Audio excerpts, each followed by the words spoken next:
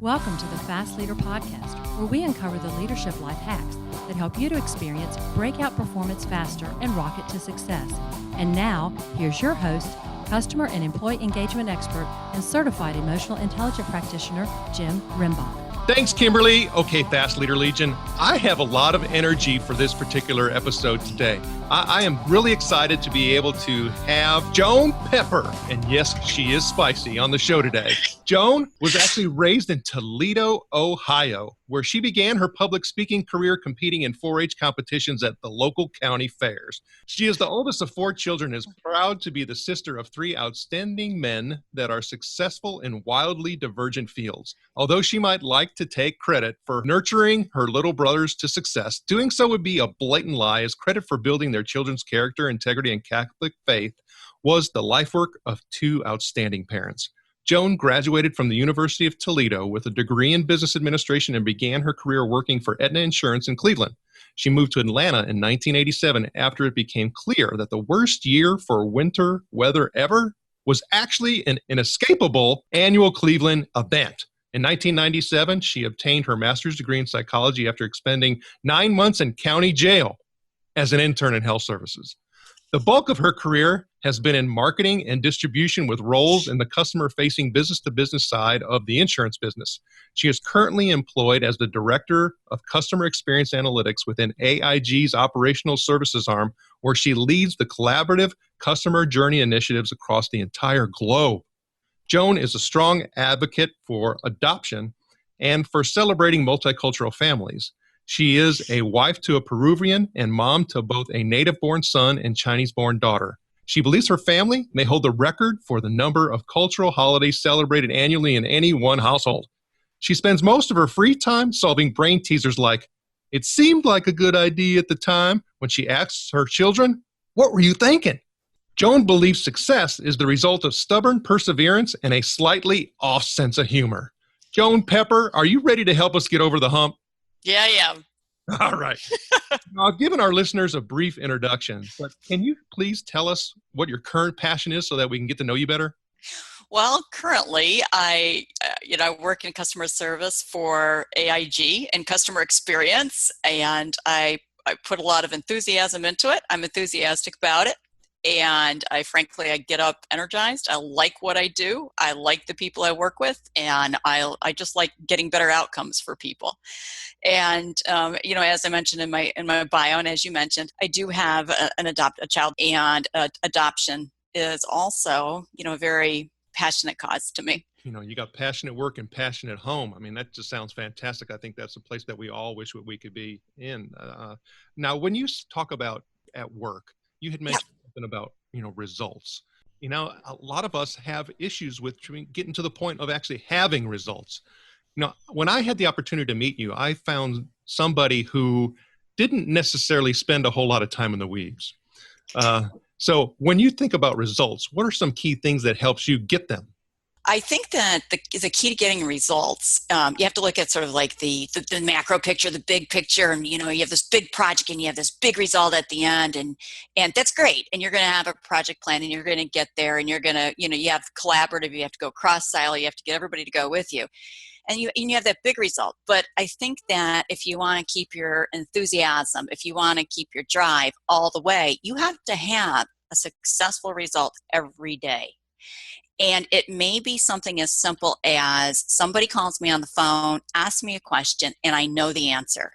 And if I've done that, I've made their life better that day. I had a job before this one where I was actually drawing down a business unit. So what I did for 3 years, it was negative messaging, to be quite honest with you.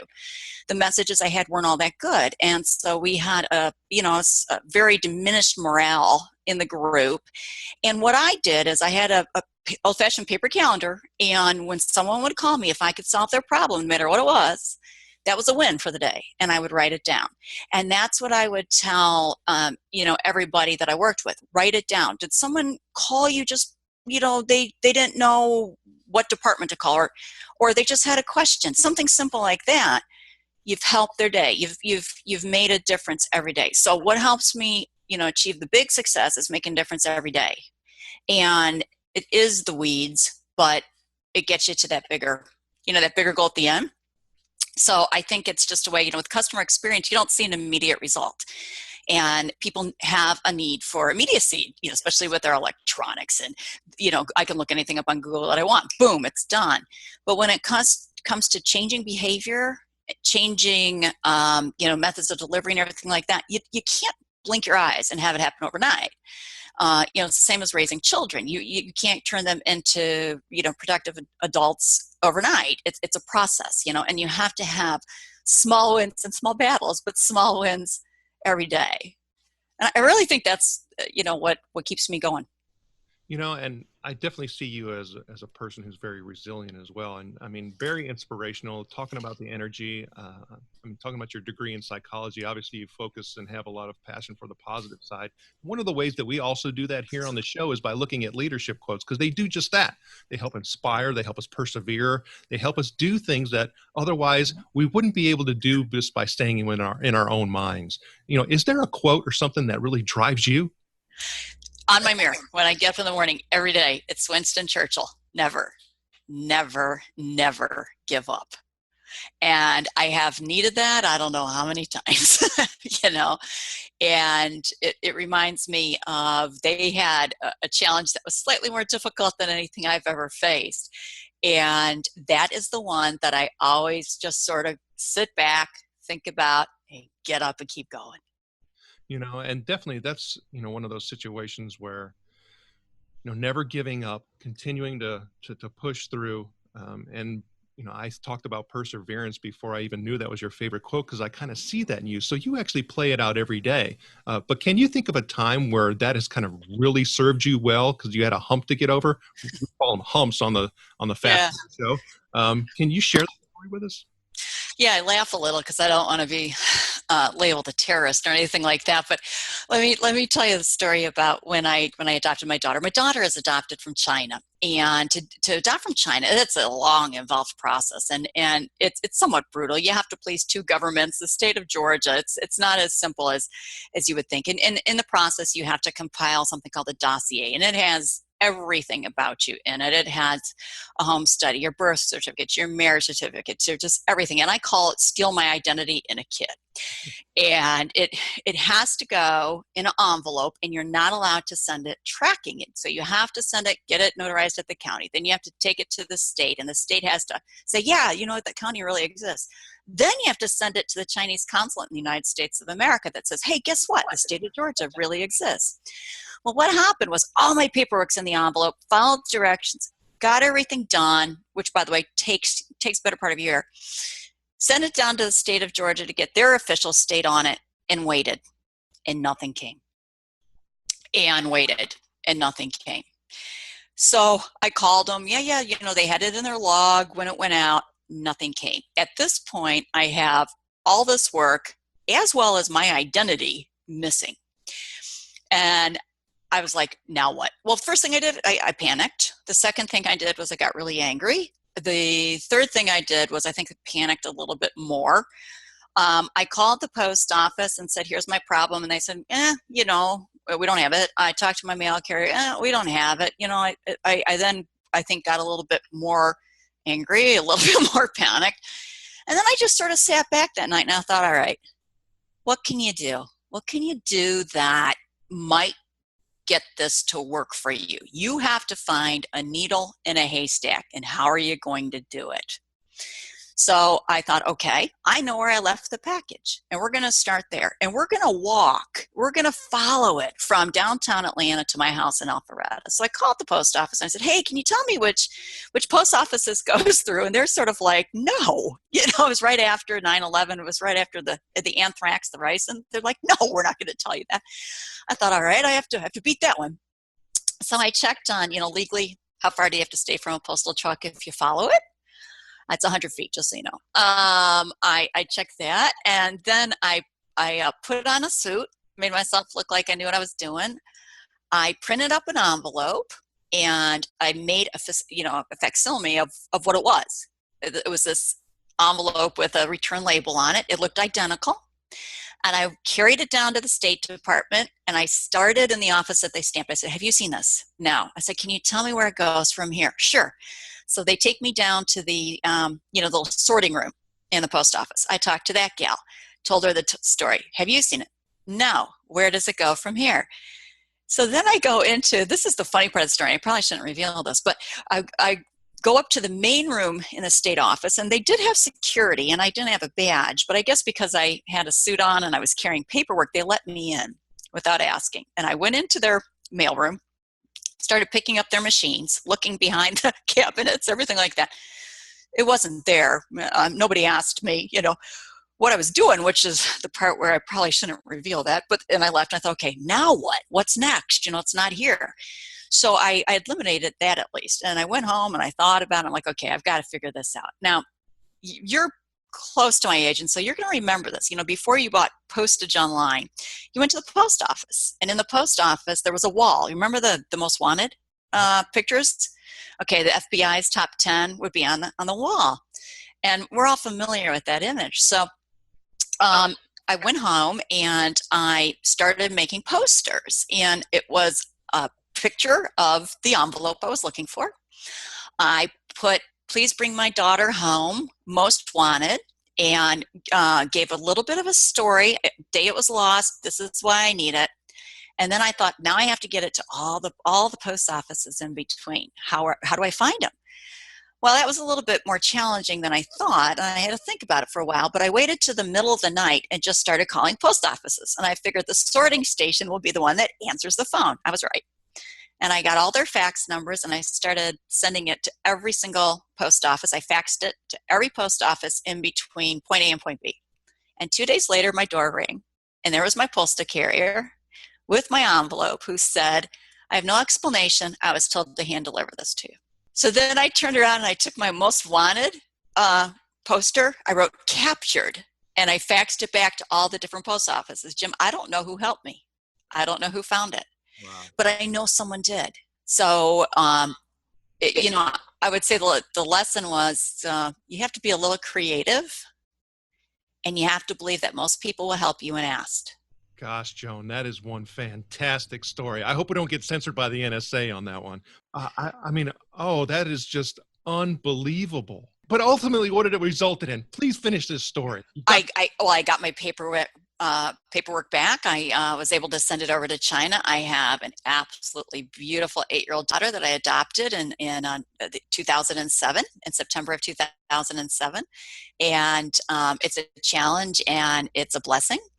And I would do it all over again, other than the losing of the envelope part.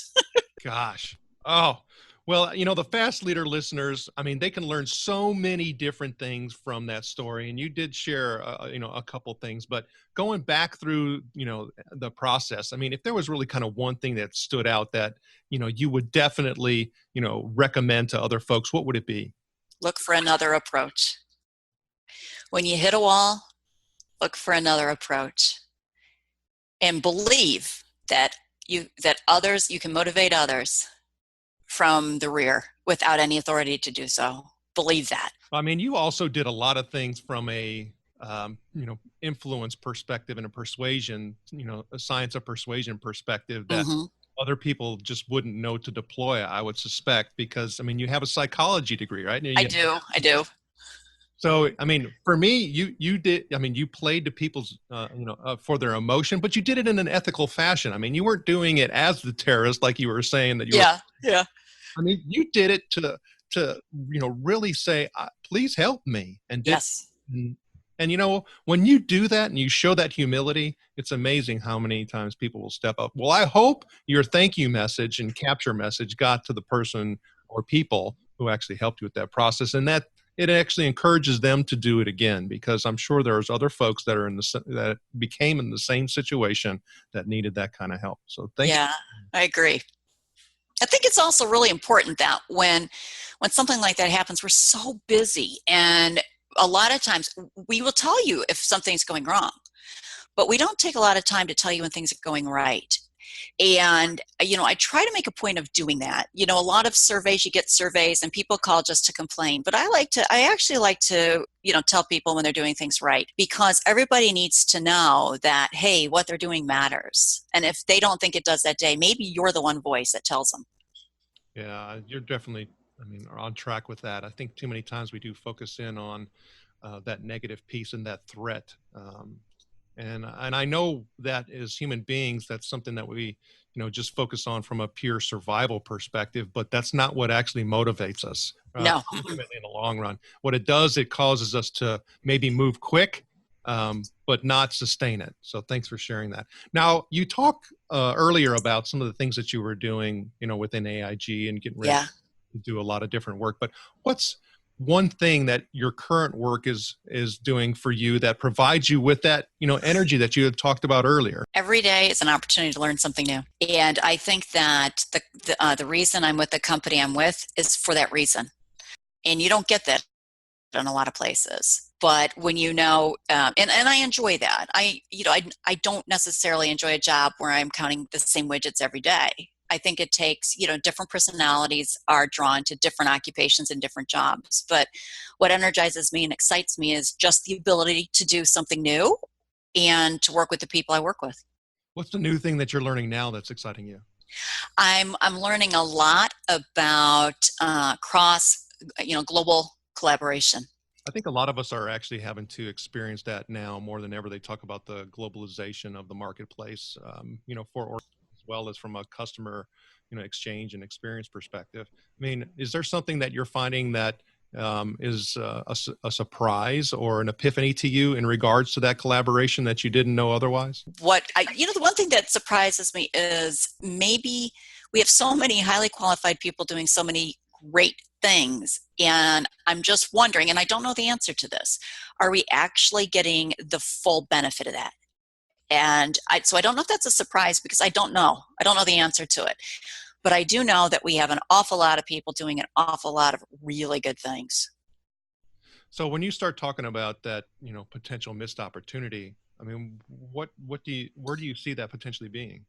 I think that the opportunity we may be missing is of pulling this all together may just be a communication issue. And I think for a company such as ours that was in a major reorganization and with moving around to reestablish those communication lines is going to take time. Things don't happen overnight. And I think you have to have a little bit of patience with that.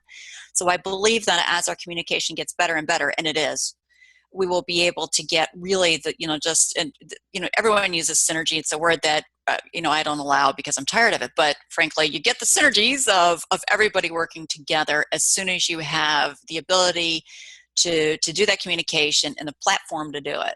Well, the Fast Leader Legion wishes you the very best. All right, now here we go, Fast Leader listeners. It is time for the Hump Day Hoedown. Okay, Joan, the Hump Day Hoedown is the part of our show where you give us good insights fast. So I'm going to ask you several questions, and your job is to give us robust yet rapid responses that are going to help us move onward and upward faster. Joan Pepper, are you ready to hoe down? Okay. All right. Okay, so what do you think is holding you back from being an even better leader today? Probably fear.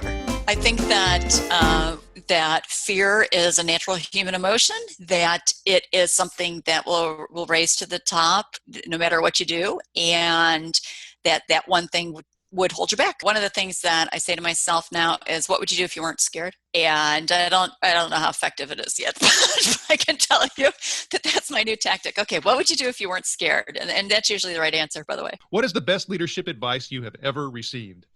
It was from my dad. My father died from lymphoma 5 years ago. And I mean, there's been a lot of really good professional leadership advice, but this is it. I was working, I had a job offer. I was like agonizing over which of these two good options I should take. And my father had fought cancer, brutal cancer, lymphoma 5 years earlier. And I was making myself sick over it. Do I take A? Do I take B? Trying to figure out the opportunity cost. If I take A, if I take B. I mean, at this point, I was in knots. And he said, I want to talk to you for a minute. And I thought, oh no, what have I done now? You may be, 45, but you're still like, oh boy, what have I done now? And we went over and we sat in his van, and he said, I want to tell you something. He said, the last 5 years of my life have been a gift. He said, it's a weird gift and it's an odd gift, and it's not one that I would have asked for, but it's been a gift because over the last 5 years, I have learned one of two things will happen. God will either get you through it or God will make it better. And, you should not be spending your effort worrying about things like this. And his cancer came back shortly. I mean, about a month after that, and he died. But it was sort of the aha moment of, okay, make a decision, move forward. It may be right, it may be wrong, but guess what? You're not going to lose your life over this one. And even if you do, one of two things will happen.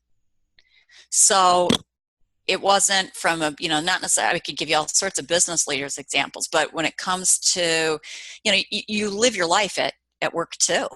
It's part of you. You don't just, it's not really two separate things. It's, we have this whole work-life blend, and it's sort of like, look, here's the deal. You're either it's going to get better or you're going to get through it.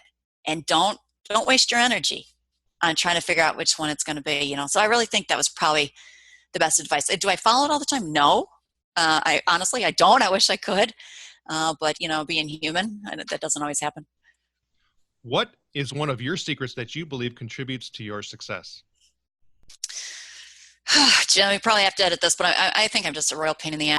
I just see no reason why I should give up. Maybe to an extent where, I'm sort of, that punchy clown that you would hit, it bounces up, you punch it, it bounces up. Yeah, well, sometimes I don't know when I should stay down. However, I've been able to do some, pretty cool things because of it. So I would say it's just sort of, I'm stubborn. It's being productive and constructive with it that is really the differentiator. So what is one of your best resources that helps you lead in business or life? I have mentors that I work with, and at my office and at my company and outside of my company. These are people that I've worked with that I admire for a lot of different reasons. And I try to talk to them. I have some professional organizations, and those help me as well. And of course, I have my family, and I do have 3 younger brothers. And one's they're all, one's a lawyer, they're just all sorts of stuff. And, running things by family. And of course, I have a husband as well. People I trust, that helps me. Yeah, I definitely can't go it alone, can we? Nope. What is one book that you would recommend to our listeners? Wow, there's so many of them, but the one that I really thought was, okay, this sort of boils it down, was I was able to go hear the guy talk, and it's called Lessons from the Hanoi Hilton. The gentleman's name was Lee Ellis, and he was in the POW camp in Vietnam. We're of the age that we would remember that. And he wrote a book on just leadership. And it's not a hard read. It's, just tenets of leadership. And if they were able to, if you think about the situation they were in, which was pretty awful, if they were still able to have a cohesive group that, they led through this horrible crisis. And I would recommend that one. The other one that I would really recommend, I know you only said one, but the one that I really like is called The Art of Choosing, and it has nothing to do with leadership. It does have to do with humans, and it has to do with different cultural differences and, just how we make decisions, and that we don't all make decisions the same way. And her name is Sheena Iyengar, and she happens to be a blind writer from India who went to one of the Ivy League schools. But it's called The Art of Choosing. It's a very interesting book. Okay, Fast Leader listeners, you can find links to those books and other bonus information from today's show by going to fastleader.net/Joan Pepper. All right, Joan, this is my last hump day hoedown question. Imagine you woke up tomorrow morning and you were 25 years old again, and you were supposed to begin a new job as a manager of a team of people that is underperforming and disengaged. But you've retained all the wisdom and skill that you currently have. Your task is to turn the team around. So you get up, you get ready, and you head out to work. What do you do now? Well, I love it. So no wrinkles and all the knowledge. I like that. Okay. I think I'd walk in. I'd take all the company propaganda off the wall if there was any. I would get the people together to make change. And then I would look at 3 things. Does everyone know what they're doing? What's our goal? Do we all have the same mission? Do they know why they're relevant? Do they feel relevant every day? Do they feel like they're doing meaningful work? Do they understand why their work is meaningful? And then I'd shut up and listen to them. All right. So it's an honor to spend time with you today, Joan. Can you please share with the Fast Leader Legion how they can get in touch with you? Absolutely. I'm at joan.pepper@bellsouth.net. I'm at 313-6542. That's United States. And I am on LinkedIn at Joan Pepper. Joan Pepper, thank you for sharing your knowledge and wisdom. The Fast Leader Legion honors you and thanks you for helping us get over the hump. Thank you for joining me on the Fast Leader Show today. For recaps, links from every show, special offers, and access to download and subscribe, if you haven't already, head on over to fastleader.net so we can help you move onward and upward faster.